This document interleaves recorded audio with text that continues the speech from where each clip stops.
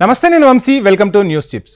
భారతదేశంలో అజిత్ దోవల్ నియామకం అంటే మరొకసారి భారత జాతీయ సలహాదారుగా అజిత్ దోవల్కు పగ్గాలప్పచెప్పారు నరేంద్ర మోడీ. ఈసారి అసలు ఏం చేయబోతున్నారు, ఎటువంటి టార్గెట్లను ఛేదించబోతున్నారు, అసలు అజిత్ దోవల్ని మరలా నియమించడం వెనుకన్న వ్యూహం ఏంటి అనేది నేను మీకు చెప్పే ప్రయత్నం చేస్తాను.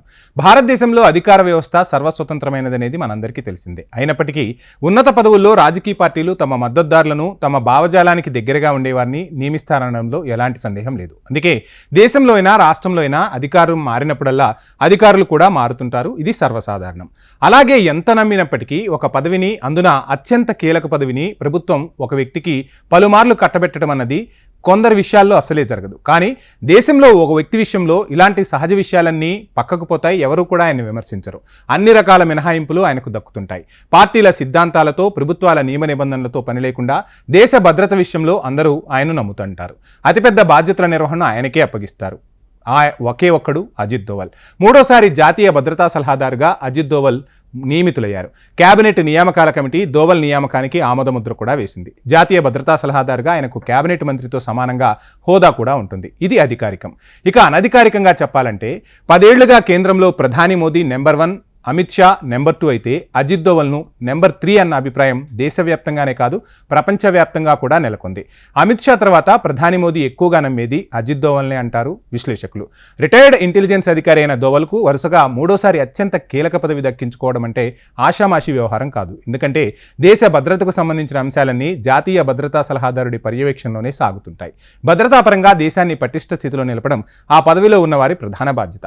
దీనిని అత్యంత సునాయాసంగా దోవల్ నిర్వహిస్తారు కాబట్టి మరొకసారి అజిత్ దోవల్కే ఈ బాధ్యతను అప్పగించారు. అయితే అసలు అజిత్ దోవల్ మూడోసారి ఏం చేయబోతున్నారు? ఇంతకుముందు సర్జికల్ స్ట్రైక్స్ విషయంలో కానీ, భారత దౌత్య విధానంకి సంబంధించి కానీ, యుద్ధాలు రాకుండా వారిని ఒప్పించి మెప్పించడంలో అజిత్ దోవల్ కీలక పాత్ర పోషించారనేది అందరికీ తెలిసిన సత్యమే. ఈసారి అజిత్ దోవల్ టార్గెట్స్ ముఖ్యంగా జమ్మూ కాశ్మీర్ ఏదైతే మనం ఎప్పటి నుంచో ఇబ్బంది పడుతూ ఉన్నామో, పాక్ ఆక్రమిత కాశ్మీర్ ఏదైతే ఉందో దాన్ని ఖచ్చితంగా ఈసారి భారత్ చేజిక్కించుకోబోతుంది. ఆ వ్యూహాన్ని అజిత్ దోవల్ రచించారు. అతి త్వరలోనే ఆ సమస్యకు అజిత్ దోవల్ చెక్ పెడతారు అనేది ఇప్పుడు వినిపిస్తున్నమాట. అదేవిధంగా పాకిస్తాన్తో ఎప్పటి నుంచో ఉన్న అపరిష్కృత సమస్యలన్నింటికీ కూడా ఈసారి చెక్ పెట్టబోతున్నారు. మరోవైపు చైనా నుంచి భారత్ కవ్వింపులను ఎదుర్కొంటూ ఉంది. ఒకవైపు మాల్దీవులు లాంటి చిన్న దీవులను కూడా మచ్చిక చేసుకొని భారత్పై అక్కసు వెళ్ళగక్కుతుంది చైనా. ఇప్పుడు భారత్ అభివృద్ధి చెందుతూ ఉంది. ప్రపంచంలోనే 3వ అతిపెద్ద ఆర్థిక వ్యవస్థగా త్వరలోనే భారత్ అవతరించబోతున్న నేపథ్యంలో ఎటువంటి దేశంతో కయ్యానికి కాలు దువ్వినా మన ప్రయోజనాలన్నీ కూడా నిర్వీర్యమయ్యే అవకాశాలుంటాయి. అందుకోసమే ఏ దేశంతో కూడా యుద్ధం వరకు వెళ్లకుండా శాంతి సామరస్యాల ద్వారానే సమస్యలు పరిష్కరించుకోవాలి. అదే నేపథ్యంలో ఆ దేశాలు మాట వినకపోతే ఆ దేశాలను ఎలా దారికి తేవాలనే విషయంలో కూడా అజిత్ దోవల్ పక్కా ప్రణాళికలు రచిస్తున్నట్టు తెలుస్తుంది. ఇకపై చైనాకు కూడా చెక్ పెట్టబోతున్నారు. డోక్లాంకు సంబంధించి, అరుణాచల్ ప్రదేశ్లో కొన్ని భూభాగాలకు సంబంధించి వీటన్నింటినీ కూడా ఈసారి అజిత్ దోవల్ పరిష్కరించబోతున్నారు. దీంతో పాటు ప్రపంచ దేశాలన్నీ కూడా ఇప్పుడు భారత్ వైపు చూస్తున్నాయి. భారత్ను ఒక విశ్వగురువుగా భావిస్తున్నాయి. ఈ నేపథ్యంలో అసలు భారత ప్రాధాన్యత అనేది ప్రపంచ దేశాల్లో పెరగాలి అంటే ఏ విధమైన నిర్ణయాలు తీసుకోవాలి, భద్రతా పరంగా, ఇంటెలిజెన్స్ పరంగా ఇప్పుడు దేశాలన్నీ కూడా చూస్తూ ఉన్నాయి. ఒక రకంగా మొన్న మనం ఒక చిన్న సంఘటనని మీకు ఒక ఉదాహరణగా చెప్తే, భారత్ రానున్న రోజుల్లో కీలకం కాబోతోంది, ఆర్థిక వ్యవస్థలో దూకుడుగా ముందుకు వెళ్ళబోతోంది అని వరల్డ్ బ్యాంక్ ఒక నివేదిక చెప్తే అమెరికాకు సంబంధించిన కొన్ని పత్రికలు భారత్పై బురద జల్లే ప్రయత్నం చేశాయి. భారత ఆర్థిక వ్యవస్థ ఒక్కసారిగా కుప్పకూలబోతుందో అంటూ కీలక వ్యాఖ్యలు చేశాయి. ఇటువంటి వాటన్నింటినీ పసిగట్టడం, ఆయా దేశాల వ్యవహార శైలి ఎందుకు అలా ఉంటుంది, వాటికి తగ్గట్టుగా కౌంటర్ అటాక్స్ ఇవ్వటం, వ్యూహాత్మక ఆలోచనలతో ప్రణాళికాబద్ధ కార్యాచరణతో ముందుకు వెళ్లటం జాతీయ భద్రతా సలహాదారుగా అజిత్ దోవల్ చాలా కీలక పాత్ర పోషించాల్సి ఉంటుంది.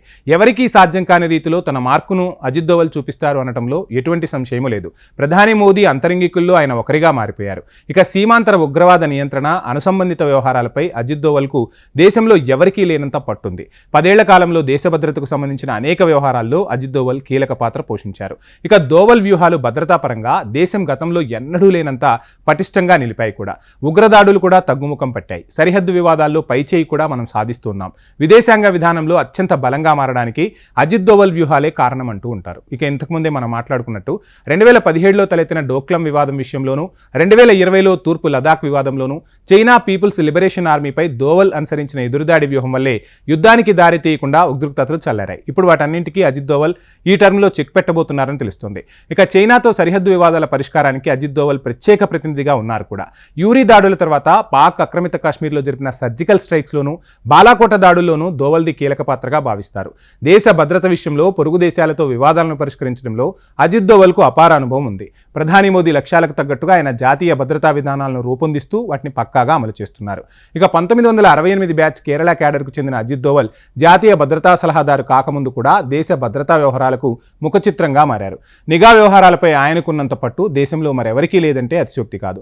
జాతీయ భద్రతా సలహాదారుగా మారకముందు ఇంటెలిజెన్స్ బ్యూరో డైరెక్టర్గా పనిచేసిన దోవల్కు ఆ విభాగంలో 33 ఏళ్లకు పైగా అనుభవం ఉంది. జమ్మూ కాశ్మీర్, పంజాబ్, ఈశాన్య రాష్ట్రాల్లో అనేక భద్రతా సవాళ్లను ఆయన సమర్థవంతంగా ఎదుర్కొని దేశం సురక్షితంగా ఉండడంలో కీలక పాత్ర పోషించారు.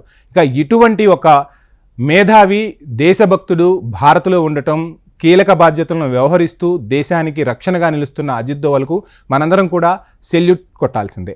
ఇది ఇవాల్టి news chips. Please subscribe HM TV.